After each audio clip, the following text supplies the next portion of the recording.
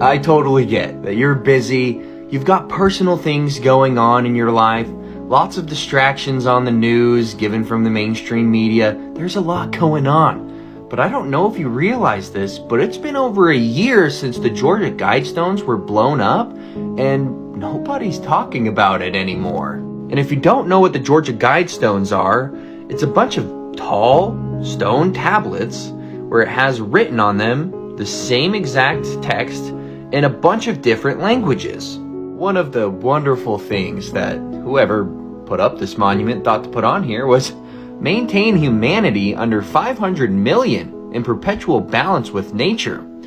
If you do the math, that's like a 90% reduction in the current claimed population of the Earth. But other than just saying some weird stuff like we should kill everybody, it also had some astronomical features. One, the channel through the stone indicates the celestial pole, Polaris.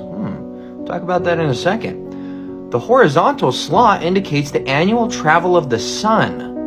And 3, sunbeam through the capstone marks noontime throughout the year. Now that channel that they were talking about drilled through the rock is this hole right here. And you could have walked up to this hole at any time of the year, day or night, and this hole would be aiming at Polaris, the celestial pole. Riddle me this. How are we supposed to believe this worked if this is the movements of our solar system? The entire solar system is moving 500,000 miles an hour, 4.9 billion miles in a single year through space. We're tilted on an axis, precessing, wobbling, while we're supposed to believe we're orbiting the sun at 66,616 miles an hour on average.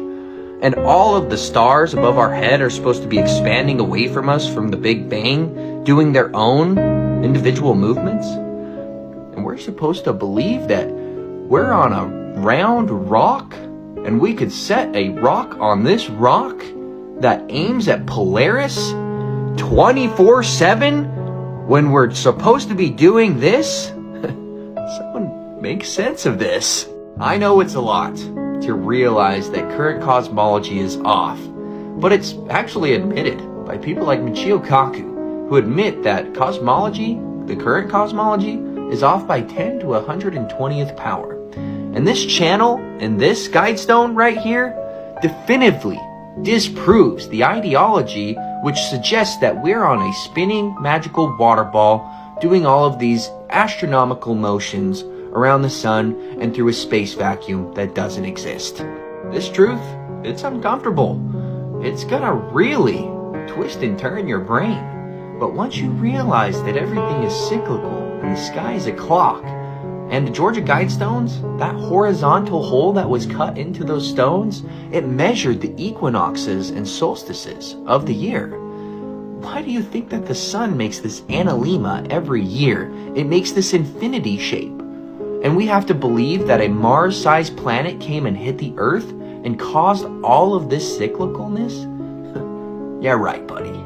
The Earth's flat, and we live on the inertial plane or block domain wall of the magnetic perturbation that starts at the center of the Earth. There's no South Pole. And when you look at the movements of the wandering stars, or so-called planets, and then you look at a magnetic field, something might be going on.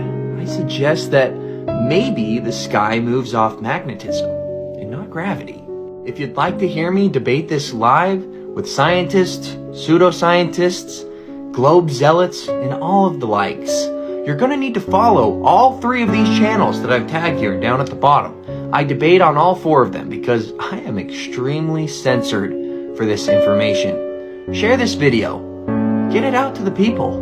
Let's prove to everybody that God's true creation is a level topographical plane with the stars and the moon and the sun moving above us. We are not moving. Have a good one.